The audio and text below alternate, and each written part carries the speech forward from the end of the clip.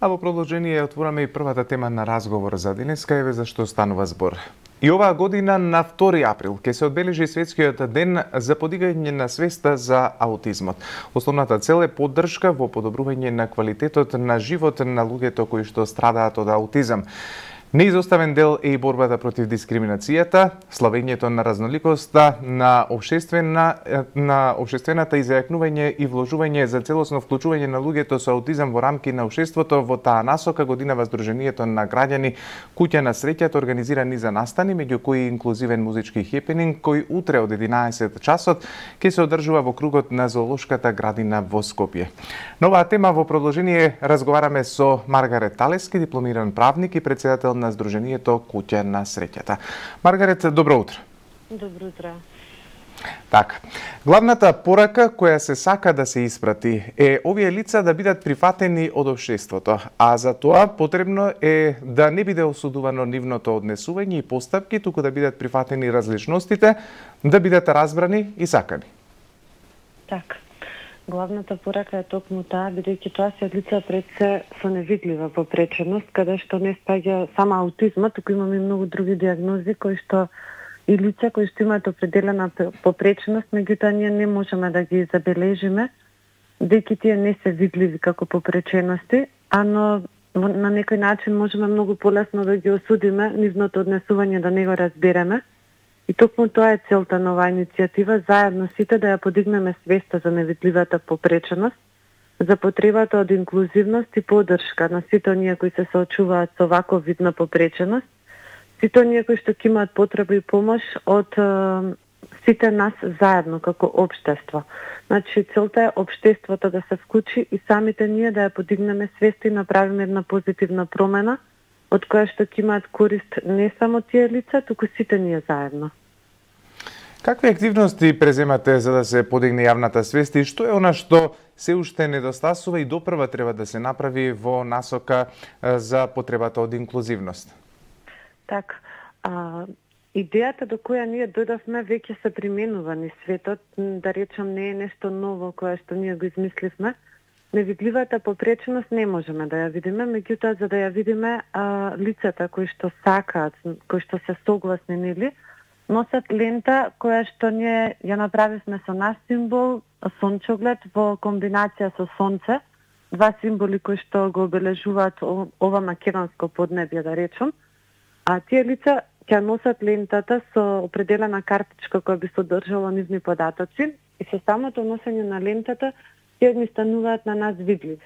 Значи ние може да забележиме дека тоа лице носи определена лента и ни испраќа порака. Пораката која што ни испраќа е да го разбереме, да го прифатиме тоа лице и да го сакаме.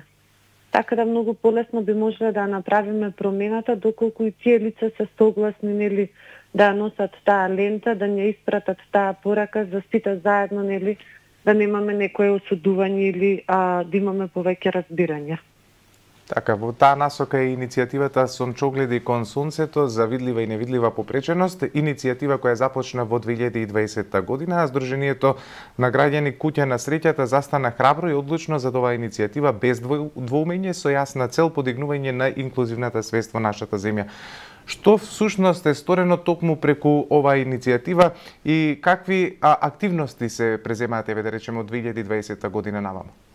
Така, морам да кажам, нажалост, оваа иницијатива започна само за невидливата попреченост, но нажалост воочевме дека не е само невидливата попреченост која што не ја забележуваме, туку и видливата. Затоа и го сменивме, може да речеме, називот видлива и невидлива попреченост. Значи многу често се случува и лицата кои што ние гледаме дека имаат определена видлива попреченост да не добијат некаква предност, да се правиме дека не ги забележуваме, воопшто некогаш дури да не им даваме некоја помош доколку им е потребна. И токму за тоа иницијатива ја насочивме кон сите лица кои што се со невидлива попреченост, а кои што сакат да ја прифатат и да се вклучат во неја. На почетокот на самата иницијатива го прифативме англискиот начин со лентите, каде што најпрвен си изработивме наши дизајни, наши ленти, постери, каде што постерите кои што ги изработивме беа на повеќе јазици. Тие допрва, значи сега започнуваме веќе со лепење на постерите, бидејќи не е само лицата да ја носат лентата, туку и сите други да знаат што значи таа лента. Значи туку имаме двострано разбирање. Мораме да ја расшириме свеста, така да во целост имаме нековидна кампања која што се надевам ќе биде поддржана и медиумски, ќе биде поддржана и од сите оние кои што може да помогнат од општините, институциите, правните лица, фирмите, маркетите.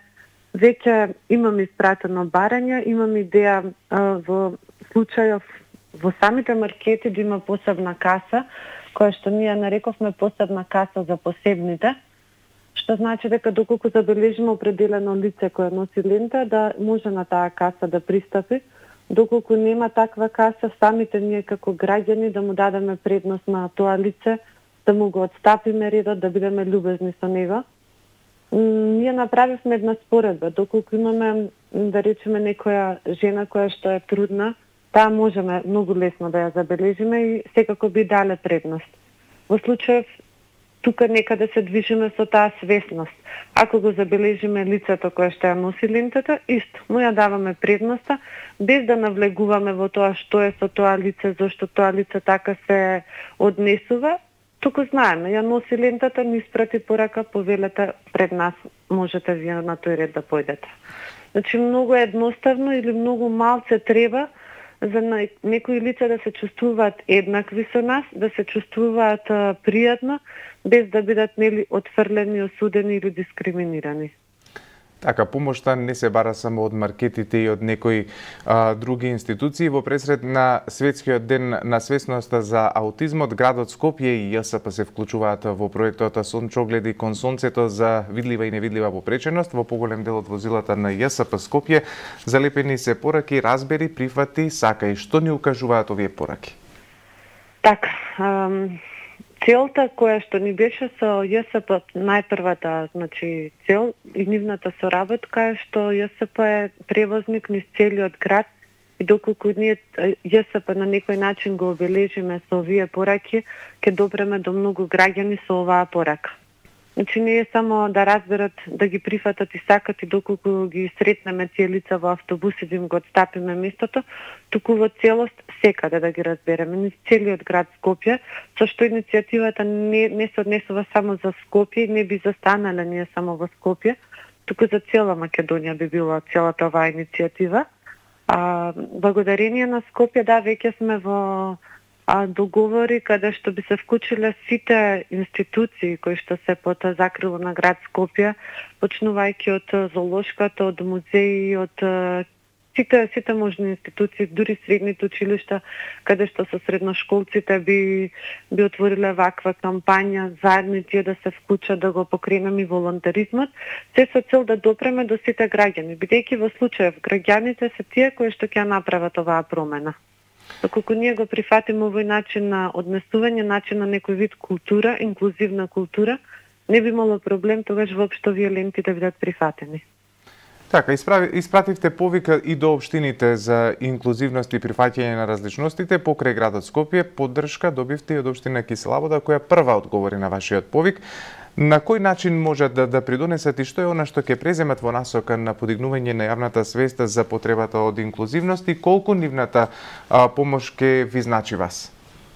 Така, општините во моментов, нажалост нека биде, пред локалните избори имавме контакти со општините, каде што добивме поддршка од општините, меѓутоа пред локалните избори промената на дел од општините, веќе не можевме да продолжиме со тоа, така да пак од почеток почнавме со општините и барање на соработка.